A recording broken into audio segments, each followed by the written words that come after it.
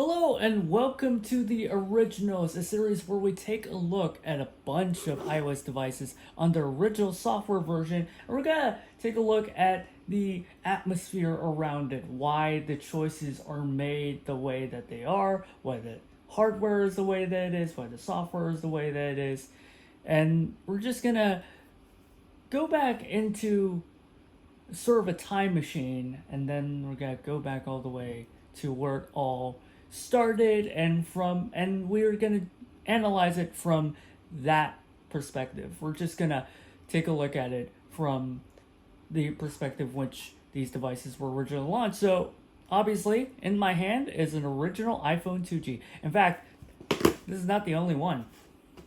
I have two more. And yes, they're all running iPhone OS 1.0, aka the very first iPhone on the very first iOS, or iPhone OS at the time. We're going to look at this 4GB model. Now, honestly, there isn't really much of a visual difference between the 4 and 8GB models. The 8GB models are these two on the right. But we're just going to take a look at the original iPhone and really what it meant. Okay, so back in 2007, right? I would say like 2005, 2006, maybe 2007 actually. There was really this paradigm between this thing called a PDA, which is kind of like a Newton, kind of like a computing device, but it ran pretty limited software. It was not a super robust experience. It's kind of like, machines that are like something you'll find in the backseat of an airplane, and then, it's just really old software. It's really limited. It's pretty slow. And then there are phones that like the Motorola Razr, where you just make calls and maybe some primitive apps, but you don't really use it as a combination of both. And of course, you have the iPod. But this is really a new concept. So by the time 0506 came around, the phone makers of the time, so Samsung, Motorola, those guys, they came out with really what's called a smartphone at the time. And those smartphones, and BlackBerry too, where it's kind of this dinky screen with a giant keyboard, with a giant plastic keyboard. And so it's not a great experience because the software is still not super advanced. Of course, sure, you can bang out a text message, but it's really all you can do. And there's really not a huge amount of flexibility. So, but the PDA is kind of this full screen, touch screen thing, maybe a couple of buttons in there. And so the union of this big touchscreen with the functions of a pre-iPhone smartphone and what the iPhone was truly revolutionary on, which is its software, really made this really just a revolution. There is just no device that is before this that has this kind of feature set where it is tries to really do the computing stuff of PDA plus the phone calling features of those Palm Trios, right, of the world in terms of phone capability. And of course, right, you will want an iPod. A lot of people, right, also have another device, which is an iPod. So this is really the union. In fact, it was billed as a phone, an iPod, and internet communicator, right? That's right here on the dock. So there it is. This is the original iPhone. So in this video, we're not really going to talk about specs, of course, right? I can tell you about the specs now. Okay, so a quick rundown of the specs. It is 135 grams, 11.6 millimeters. It has a single rear camera. That's 2 megapixels. There is no video capture capability. There is a mute switch and speaker and microphone. That's really it. And of course, it has a 3.5-inch multi-touch touchscreen and the home button. That's it. There is really nothing else to this. Now, this iPhone is all about the software. even before the App Store. That's right. The original iPhone OS does not have the App Store. It doesn't even have the iTunes Store. In fact, this is the entirety of the iPhone. There are no more apps. You cannot download any more apps. You can add Safari bookmarks. They call this web apps, where you basically just bookmark something from Safari onto the home screen. Other than that, that's it. That's really it. All 16 of these apps. But because it is such a union of all these things and it does everything so much better than all of these, that the real star of the show is still software. So we're going to take a look at all of the apps in the coming episodes of this series. We're going to take a lot more about the hardware, what has changed. But I thought we got to go back to the original iPhone OS here and later iOS and to see what they've really done. Okay, so I thought I'm going to open up the text message app. Now, because it does not have a keyboard, it uses the entire virtual display. It uses the entire display as a virtual keyboard. So as you can see here, this full touchscreen keyboard. Now, what they've done really with a touchscreen keyboard, because back then, if you want to type anything on a phone, you'll get a BlackBerry. You're not going to get a PDA. A PDA is kind of this funky thing where you need to pull out a stylus. You don't really expect the PDA to have a full keyboard. People still like the hardware plastic keyboard. So this is a software keyboard. And you might be thinking, okay, so if they prefer the hardware keyboard, how do they convince people to adopt a software keyboard? Now, a couple of things that really shine with the software keyboard, because it's all software, right? If I just tap a button, I can just change the keys on the display. I don't actually have to build in like specific commands directly on the key. I can just change the software. Kind of like this, right? So I can, if I want to type a number, I can just tap. It shows me the numbers and symbols. If I want to type more symbols, I can just tap this button. Of course, I can go back to the QWERTY keyboard as I like. The second thing that they've really done well is that because it is a touchscreen keyboard, it's not going to be precise, very, very precise, because you don't feel the tactile feedback. It's a piece of glass. Now, originally it's going to be plastic, but before the launch it turned to glass. So it's a piece of glass. So how do we improve the accuracy? Now, according to Scott Forstall, which designed the operating, is the chief of iPhone OS. He didn't really design the software. What his team has done is that visually it might look just like the keys never change when you're typing letters. But after I type the letter T here, the H key, while it looks like it's the same size as right now, is actually slightly bigger. Now, it actually helps with the precision. So if I type anywhere around the H, I can be sure that I hit the H, right?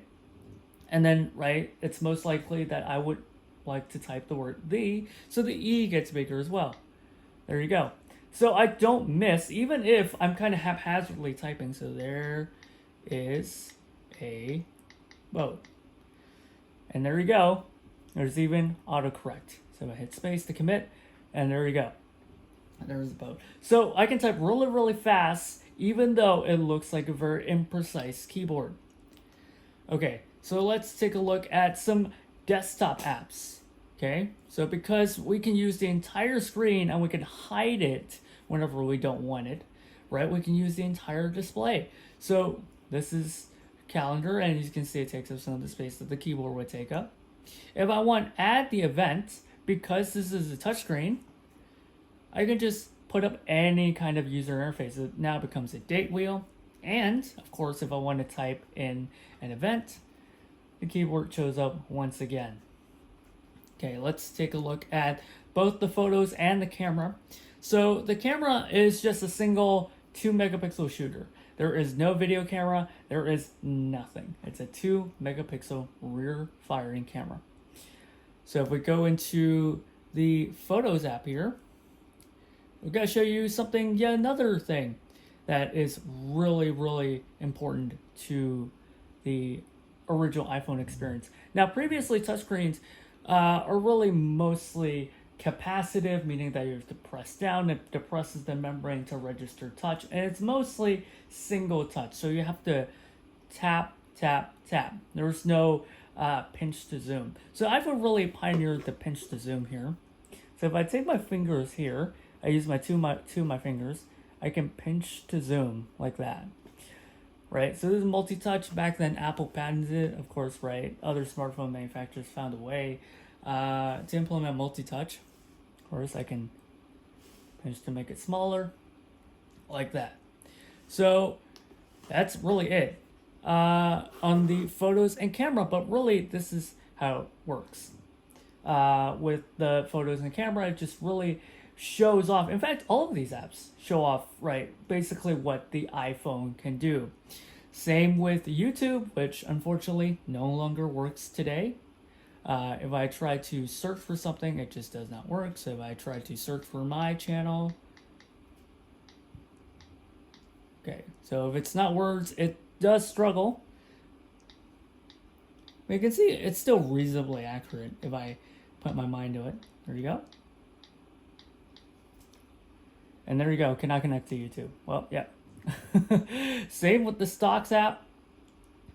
Same with Google Maps, which doesn't work. But so Stocks is kind of stuck. Maps, Google Maps, I don't think it works right now.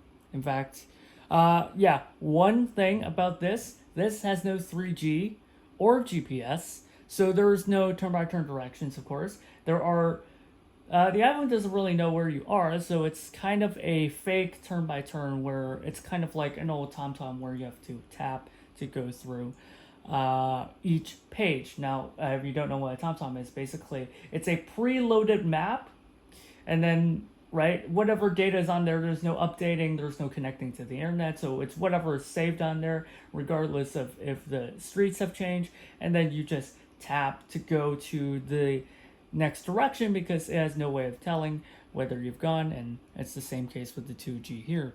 Google Maps no longer works, but yeah, YouTube and Google Maps, right? They're already working with Google now, and with Stocks and Weather, they're working with Yahoo. So it also does not work today, unfortunately, but there you go. Now, Stocks and Weather are what Steve Jobs called widgets. So they're really not apps, but they're more like widgets. They're more like utilities. So they're kind of different from a calendar. You have a clock app, all right, box standard clock app. You have a calculator, right? You know what that is. And let's see if we have a scientific calculator. We don't. This will come later. So there is no real landscape support. In fact, let me go to notes, right? So I already typed something. If I try to turn it into landscape, it doesn't go into landscape because there is no landscape support. And of course, we have the settings app. Let's, to pull full circle, let's take a look at the 4 apps at the bottom. So we have the phone app. Now, it's revolutionary back in the day where you can just keep tapping numbers. This is not a real number, of course. And it'll keep getting smaller. Small things like this that we take for granted. We have a full contacts list, which very fortunately, I almost forgot to check if there are any contacts on there. Fortunately, there are none, but you can scroll along them. And that's really it. That's the phone app. But you can just place calls. And one more thing I almost forgot to show you, which is visual voicemail. Unfortunately, I don't have a SIM card, but basically you can just tap on a specific voicemail instead of having to listen to them sequentially. Now, the mail app is basically, what a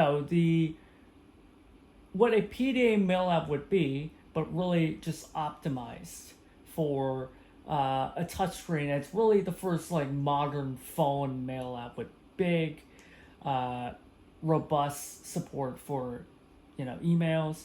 You can see photos on there. Same with Safari, which is built as the entire internet. So if I go to apple.com, which no longer works, is there a site which works? Let's see if google.com loads. It still loads, and in fact, it loads the entire web page. Right, as you can see from the buttons on top, so this is not a mobile version. It is still not a mobile version of the internet. In fact, a lot of them have shrunken down, but Safari on the iPhone just shows you the entire internet, and it's really close to as close as it can really on a phone to a desktop browser. So you have full website and search bars, right? That's everything you have on other browsers on the phone as well, so it's not really special. But you also have tabs, you also have read and listen bookmarks, and a history view. And finally, I want to show you the iPod. Now, of course, right, it's hot on the heels of the iPod, and right, they're still selling iPods. So they've really put a lot of effort into the iPod. So again, how do we scroll? We flick, right? This might sound silly today, but really this was crazy user interface at the time. And of course you can skip through.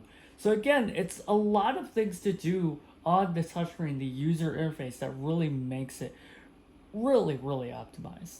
So there's tabs at the bottom. This is really the classic iPhone nav bar that we still use today. And of course, right, we can rearrange tabs. But there's one thing, there are a couple of touches in this music app, and I think none more important than the really only designated landscape feature for the original iPhone, the original iPhone OS. So if I turn it on its side, I get cover flow.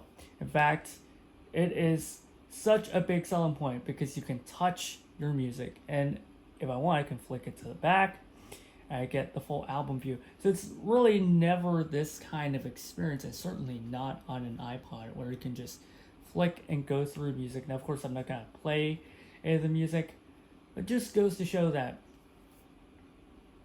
right, the software, it's what's about the original iPhone. And well, it's all fine and dandy. It only launched in a couple of countries and only sold 7 million units. So on the next episode on the iPhone 3G, we're going to take a look at what's missing. Case in point, there is no App Store here. Case in point, there is no 3G. Case in point, there is no GPS. So, and case in point, it's pretty expensive. So that's why, despite the hype launch, despite a lot of things being done well, the iPhone 2G wasn't a smashing success by Apple's terms.